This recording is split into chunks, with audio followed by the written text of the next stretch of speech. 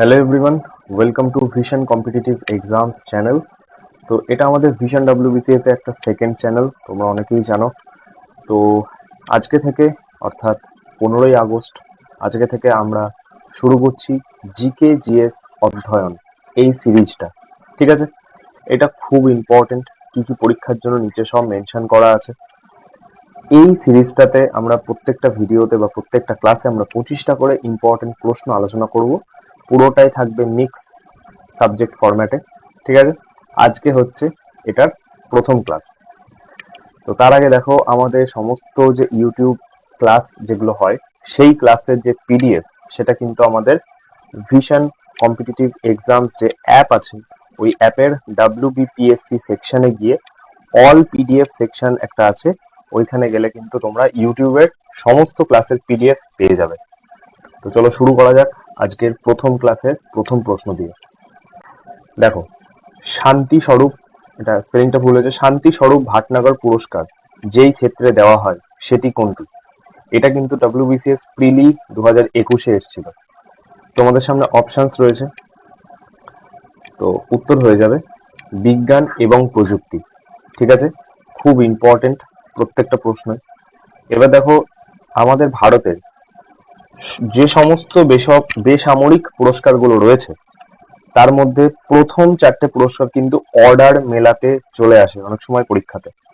মানে ডাইরেক্টলি প্রশ্ন আসবে যে সর্বোচ্চ বেসামরিক পুরস্কার কোনটা, তো সেটা হবে ভারত রত্ন। এবার এখানে পরপর রয়েছে, দেখো, প্রথমে ভারত রত্ন, তারপরে পদ্মবিভূষণ, তারপরে পদ্মভূষণ, তারপরে পদ্মশ্রী।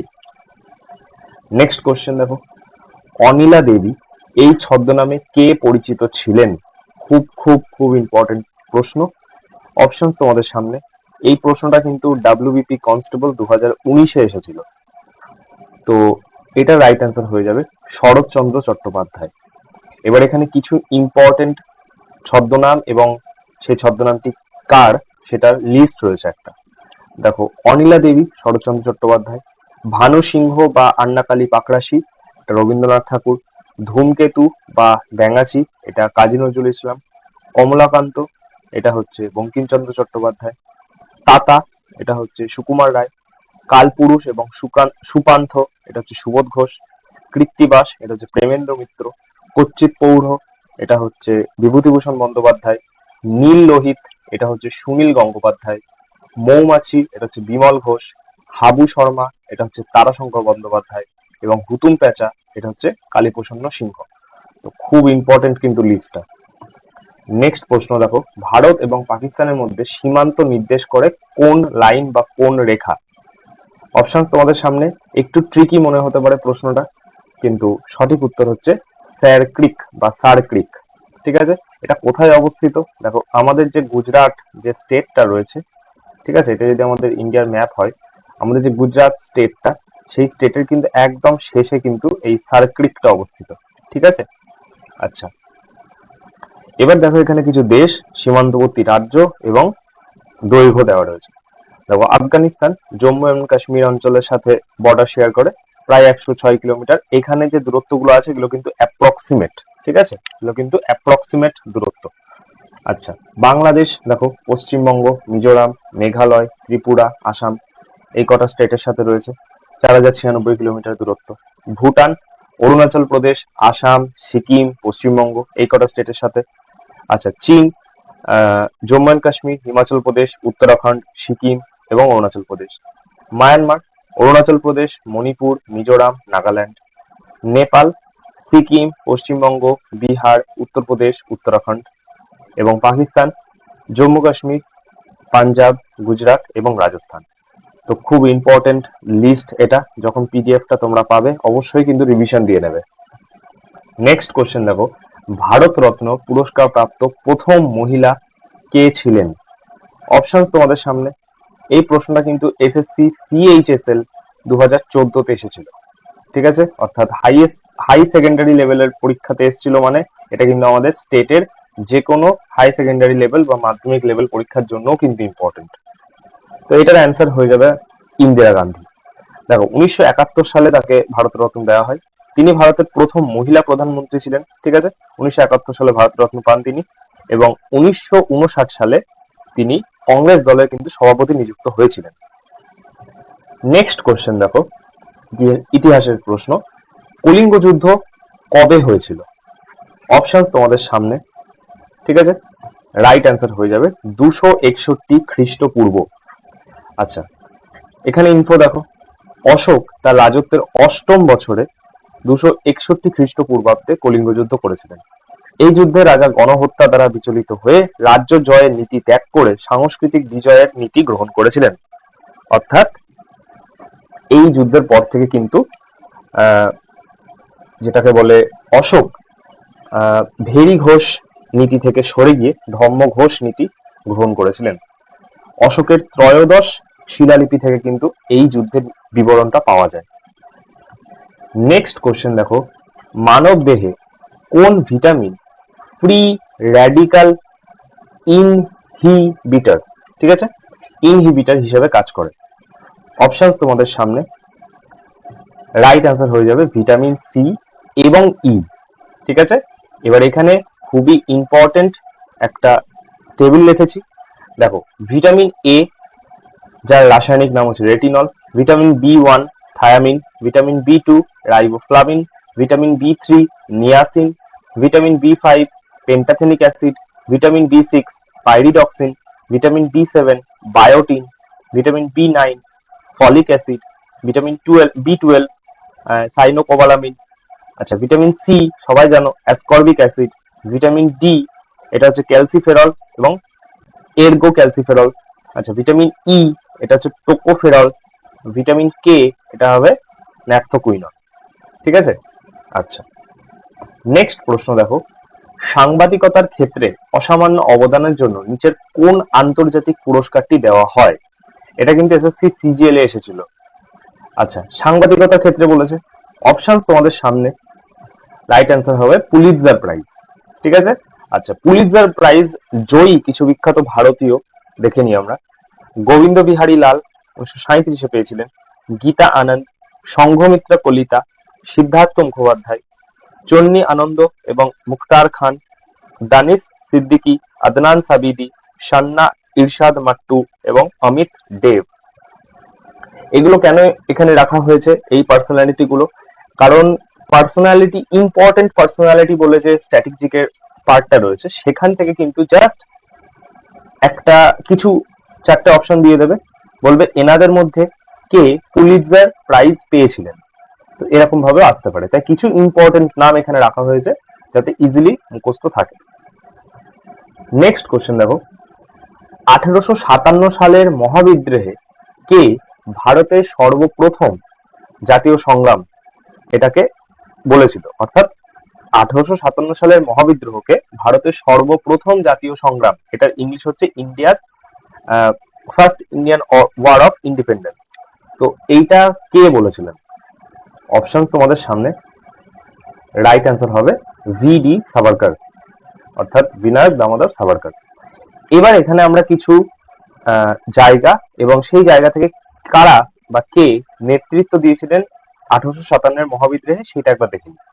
দেখো, বিহার থেকে হচ্ছে বাহাদুর শাহ জাফর এবং জেনারেল ওয়াক্ত খান, বিহার থেকে হচ্ছে বাবু কুনওয়ার সিং এবং অমর সিং, কানপুর থেকে নানা সাহেব, রাও সাহেব, তাতিয়া টোপে এবং আজিমুল্লাহ খান, ঝাঁসি থেকে সবাই জানি ঝাঁসি রানী লক্ষ্মীবাই, লখনৌ থেকে বেগম হজরত মহল, বিরজিস কাদির হচ্ছে বেগম হজরত মহল এবং ওয়াজেদ আলী শাহ, অর্থাৎ অযোধ্যার নবাব ওয়াজেদ আলী শাহ এর পুত্র হচ্ছে বিরজিস কাদির এবং আহমদুল্লাহ।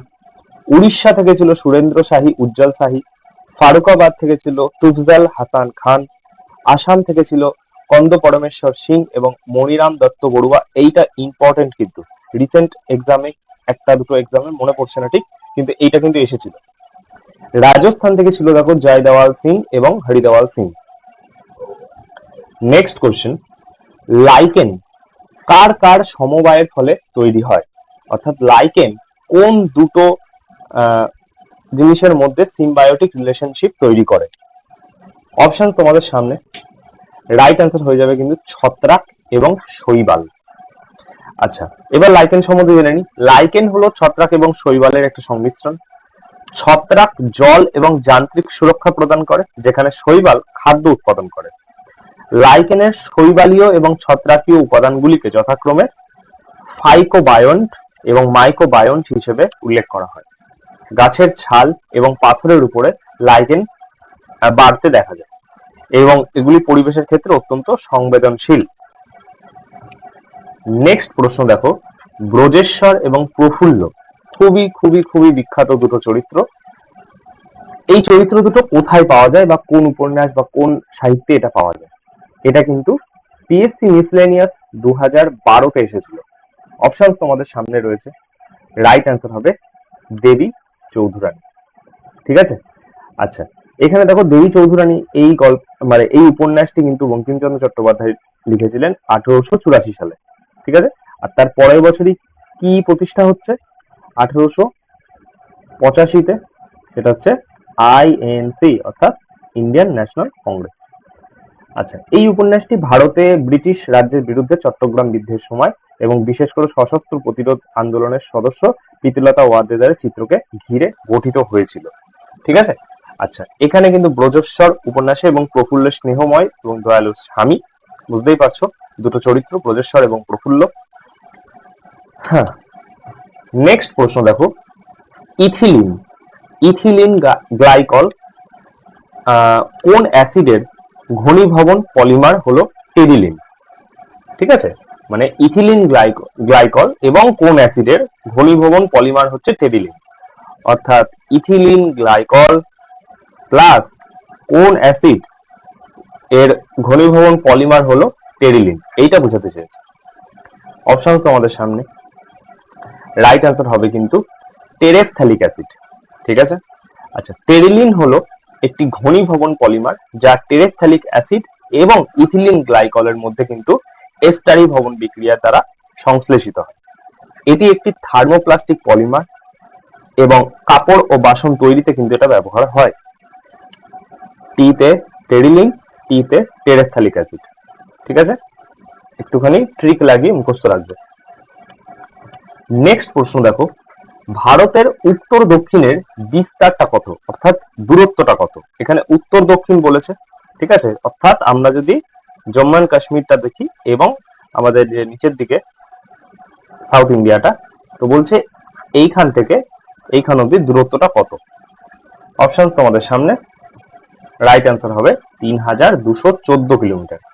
ঠিক আছে, আচ্ছা কাশ্মীরের ইন্দিরা কল থেকে, এটা কোল না এটা কল হবে, ইন্দিরা কল থেকে কন্যাকুমারী পর্যন্ত উত্তর দক্ষিণ সীমা হচ্ছে 3214 কিলোমিটার এবং কচ্ছের রণ থেকে Arunachal Pradesh, two B precisely বলতে গেলে, অর্থাৎ মানে খুবই যদি একটু স্পেসিফিক ভাবে বলতে হয় তাহলে গুজরাট এবং অরুণাচল প্রদেশ এটা হচ্ছে ভারতের পূর্ব পশ্চিমের সীমানা, এবং গুজরাটের হচ্ছে গুহারমোতা এবং অরুণাচল প্রদেশ হচ্ছে কিবিথু।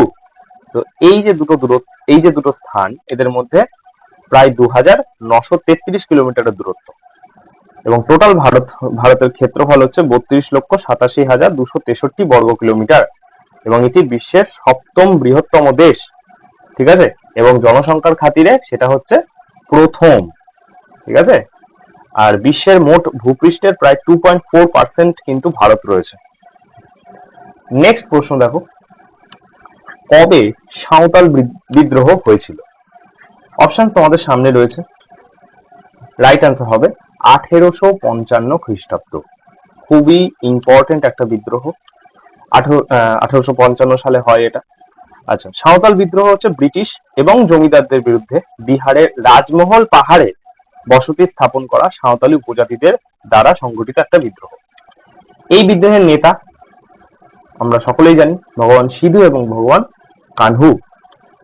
1855 থেকে 56 সালে এই বিদ্রোহটা হয়েছিল।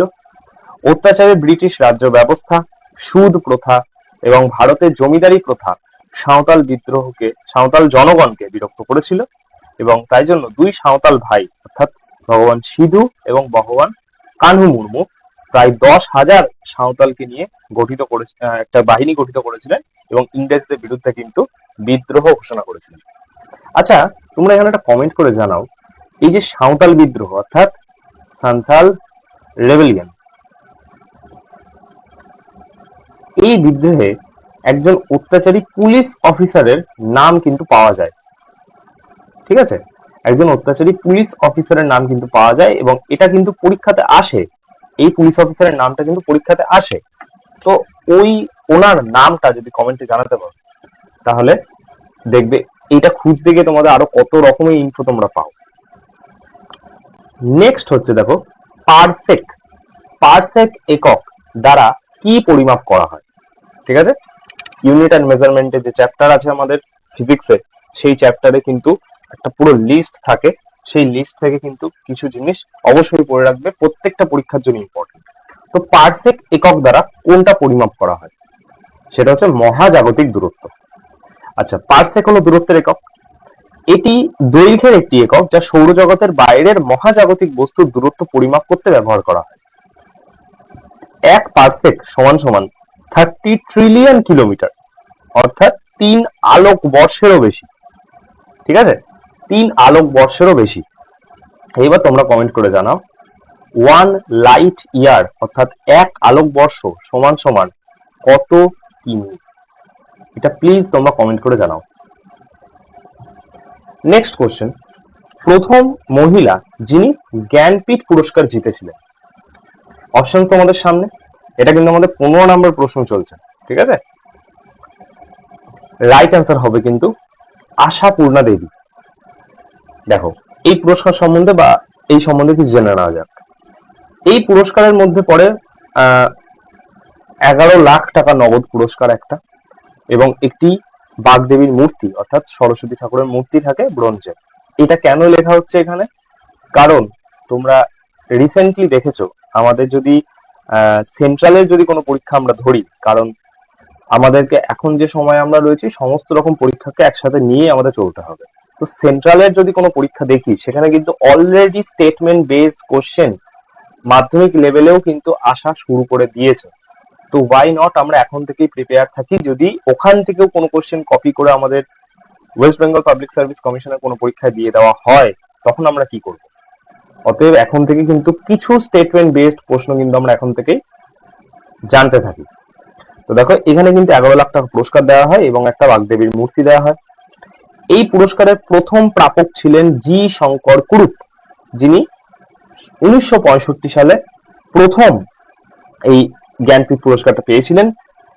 যেটা 1950-এ তার একটা গ্রন্থ, যেটা নাম হচ্ছে ওদাক্কুজাল, এই ওদাক্কুজালের জন্য কিন্তু তিনি এই অ্যাওয়ার্ডটি প্রথমবার পেয়েছিলেন, পুরুষ নারী নির্বিশেষে। অর্থাৎ যদি বলে ফার্স্ট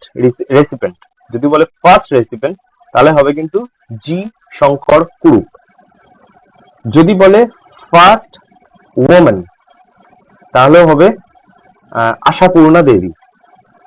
যদি বলে ফার্স্ট ম্যান, তাহলেও হবে জি শঙ্কর কুরুপ, এটা আর বোঝাতে হবে না।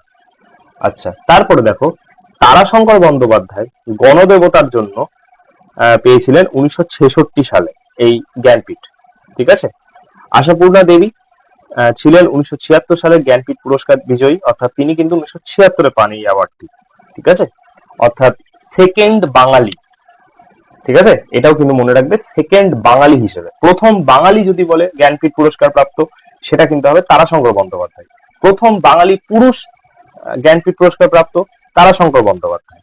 দ্বিতীয় বাঙালি জ্ঞানপীঠ প্রাপ্ত প্রাপক, সেটা হবে আশাপূর্ণা দেবী। ঠিক আছে, এইগুলো কিন্তু ঘুরিয়ে ফিরিয়ে একটুখানি নিজের মধ্যে বলে নেবে, তাহলে কিন্তু পুরো জিনিসটা ক্লিয়ার হয়ে যাবে। নেক্সট প্রশ্ন, মেঘালয় মালভূমির সর্বোচ্চ শৃঙ্গ কোনটি? এটা WBCS মেন্স 2019-এ এসেছিল। বুঝতেই পারছো এত সিম্পল একটা প্রশ্ন 2019-এর মেন্সে আসছে। ঠিক আছে, তো মেঘালয় মালভূমির সর্বোচ্চ শৃঙ্গ কোনটা? অপশন তোমাদের সামনে। রাইট অ্যান্সার হবে শিলং। দেখো শিলং মালভূমি ভারতের উপদ্বীপের মালভূমির একটা অংশ। তোমরা সবাই জানো আমাদের যে এই দাক্ষিণাত্য মালভূমিটা রয়েছে, সেই মালভূমির কিন্তু একটা অংশ কিন্তু আমাদের এই নর্থ ইস্টার্ন স্টেটস অর্থাৎ সেভেন সিস্টার্স যেটা, সেটা কিন্তু এই দক্ষিণ মালভূমিরই একটা অংশ। আচ্ছা, এটা প্রাচীন শিলা দ্বারা গঠিত। এতে কয়লা এবং লৌহ আকরিকের ভান্ডার রয়েছে। এটির উচ্চতা প্রায় 1961 মিটার। নেক্সট প্রশ্ন, পলিটির একটা প্রশ্ন, ভারতীয় সংবিধানের কোন সংশোধনীর মাধ্যমে অর্থাৎ অ্যামেন্ডমেন্ট, কোন অ্যামেন্ডমেন্টের মাধ্যমে ভোটের বয়স 21 থেকে কমিয়ে 18 করা হয়? খুবই ইম্পর্টেন্ট একটা প্রশ্ন। অপশনস তোমাদের সামনে। রাইট অ্যান্সার হবে 61তম 61st অ্যামেন্ডমেন্ট অ্যাক্টের দ্বারা কিন্তু এটা করা হয়েছিল, যেটি দেখো এখানে এটার ইনফোটা তোমরা জানলে। এর মধ্যে ভারতীয় সংবিধানে 326টা সংশোধনী অন্তর্ভুক্ত ছিল, ধারা 326-এ এটা করা হয়েছিল এবং বিলটি এসেছিল 1989 সালের 24শে মার্চ, এটা অনুমোদন দেওয়া হয়েছিল। নেক্সট প্রশ্ন দেখো, ছত্তিশগড় রাজ্যটি কবে গঠিত হয়? এখানে ডেট এবং সাল দুটোই মেনশন করা থাকবে, ঠিক আছে? তো দুটোর জন্যই প্রিপেয়ার থাকতে হবে। অপশনস রয়েছে এখানে। রাইট অ্যান্সার হবে 9 নভেম্বর 2000 সালে। ছত্তিশগড় সম্বন্ধে কিছু জেনে নিই। রাজধানী হচ্ছে রায়পুর, বৃহত্তম শহরও রায়পুর। বর্তমানে রাজ্যপাল রয়েছেন রমেন ডেকা এবং মুখ্যমন্ত্রী রয়েছেন বিষ্ণুদেও সাই। নেক্সট কোশ্চেন, নিম্নলিখিত কোন বইটি স্বামী বিবেকানন্দ দ্বারা রচিত? অপশন তোমাদের সামনে। রাইট অ্যান্সার হবে বর্তমান ভারত। এবার ওখানে আরো যে 3টে বই ছিল তার মধ্যে হচ্ছে কথামালা, যেটি লিখেছিলেন ঈশ্বরচন্দ্র বিদ্যাসাগর, কথামৃত, যেটি লিখেছিলেন মহেন্দ্রনাথ গুপ্ত, এবং এ নেশন ইন মেকিং, সেটা লিখেছিলেন সুরেন্দ্রনাথ ব্যানার্জি। ওএনজিসি কত সালে স্থাপিত হয়েছিল? ওএনজিসি কত সালে স্থাপিত হয়েছিল? অপশনস তোমাদের সামনে। রাইট অ্যান্সার হবে 1956 সালে। ওএনজিসি সম্বন্ধে জেনে নিই। ওএনজিসির সদর দপ্তর হচ্ছে নিউ দিল্লি। এটি প্রতিষ্ঠিত হয়েছিল 14ই আগস্ট 1956-তে। ওএনজিসির মালিক হচ্ছেন ভারত সরকার, বুঝতেই পারছো সরকারি বডি একটা, এবং প্রায় 60% কিন্তু হোল্ড করে। আচ্ছা, এর সিইও এবং এমডি অর্থাৎ চেয়ারম্যান ও প্রধান কার্যনির্বাহী আধিকারিক হলেন অরুণ কুমার সিং। তোমরা হয়তো ভাবছো এখানে ওএনজিসি ফুল ফর্মটা কেন অ্যাড করলাম, কেন এখানে অ্যাড নেই ওটা, কারণ ওটা তোমাদের কমেন্টে জানাতে হবে। ওএনজিসির ফুল ফর্ম এটা কি, এটা কমেন্টে জানাও।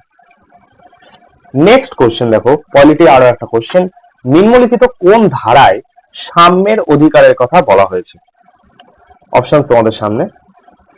রাইট অ্যান্সার হবে 14 নম্বর ধারায়। এবার আমরা কিছু ধারা আমরা দেখি। দেখো, ফান্ডামেন্টাল রাইটস যেটা আমাদের 12 থেকে শুরু করে 35 অব্দি গেছে, 35 অব্দি গেছে, তার মধ্যে আমরা কিন্তু 14 থেকে 18, ঠিক আছে, 14 থেকে 18 এটা হচ্ছে কিন্তু আমাদের কি বলে সাম্যের অধিকার, ঠিক আছে।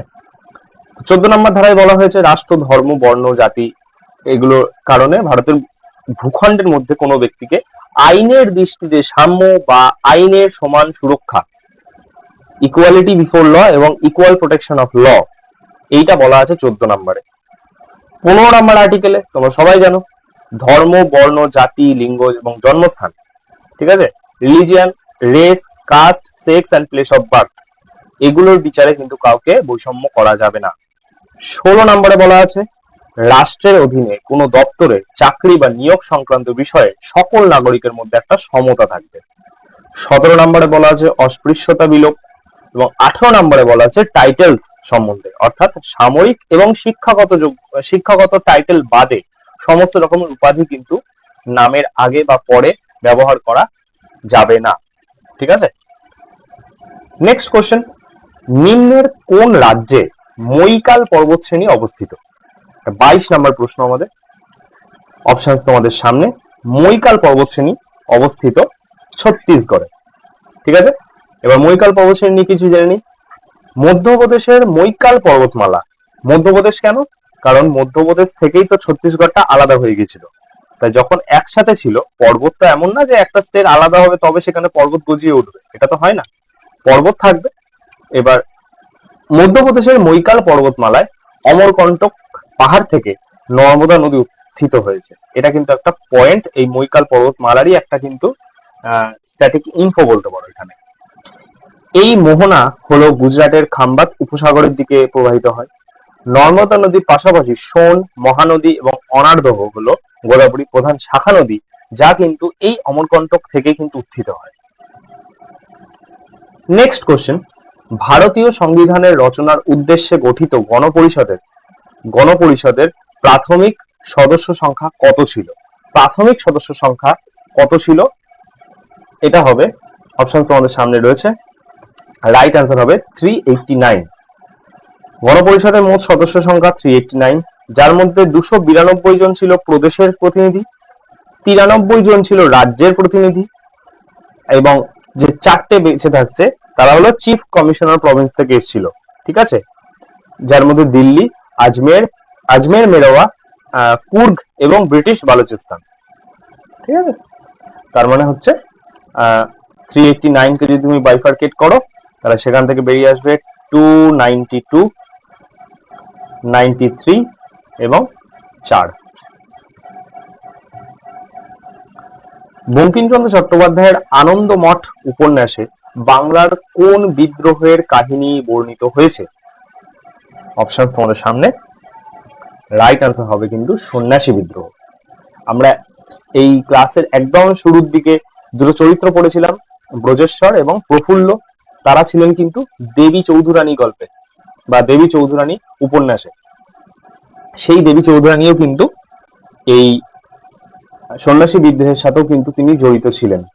তোমরা সবাই জানো দুটো চরিত্র, দেবী চৌধুরানী এবং ভবানী পাঠক। ঠিক আছে, সেই সন্ন্যাসী বিদ্রোহ সম্বন্ধে জেনে নিই। দেখো, 1763 থেকে 1800 সালে এটা হয়েছিল। প্রধানত এটা বাংলায় হয়েছিল। এর কারণ মেইনলি ছিল তীর্থ কর একটা যেটা লাগানো হয়েছিল।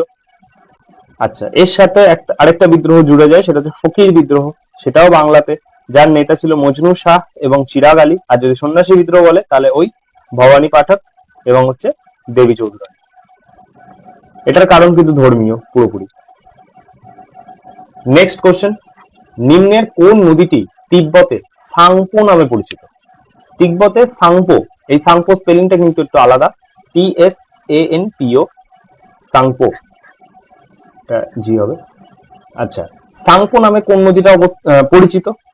অপশনস তোমাদের সামনে, রাইট অ্যান্সার হবে কিন্তু ব্রহ্মপুত্র। ঠিক আছে, এবার ব্রহ্মপুত্র সম্বন্ধে জেনে নেওয়া যাক। তিব্বতে ব্রহ্মপুত্র সাংপো নামে পরিচিত। ব্রহ্মপুত্র আয়তনে ভারতের বৃহত্তম, এটা কিন্তু আয়তনে বলছে। ঠিক আছে, 2900 কিলোমিটার। ব্রহ্মপুত্র সবচেয়ে কম দূষিত হিমালয় নদী। তোমরা জানো হিমালয়ান রিভার গুলো যদি আমরা ভাবি তাহলে মেন যে তিনটে রিভার আমাদের সামনে আসে সেটা হচ্ছে ইন্দাস, গঙ্গা এবং ব্রহ্মপুত্র। তো তার মধ্যে যে ব্রহ্মপুত্র এটা হচ্ছে সব থেকে কম দূষিত। আচ্ছা, ব্রহ্মপুত্রকে লাল নদী বলা হয়, রেড রিভার। ব্রহ্মপুত্রের প্রধান উপনদী হলো তিস্তা, লোহিত, দিহং এবং সুবনশিরি। ব্রহ্মপুত্রের দীর্ঘতম উপনদী হলো সুবনশিরি। দেখো নামেও কিন্তু বড়, তাই বৃহত্তম উপনদী এইভাবে মনে রাখতে পারো। সবচেয়ে দ্রুত প্রবাহিত নদী সেটা হলো তিস্তা।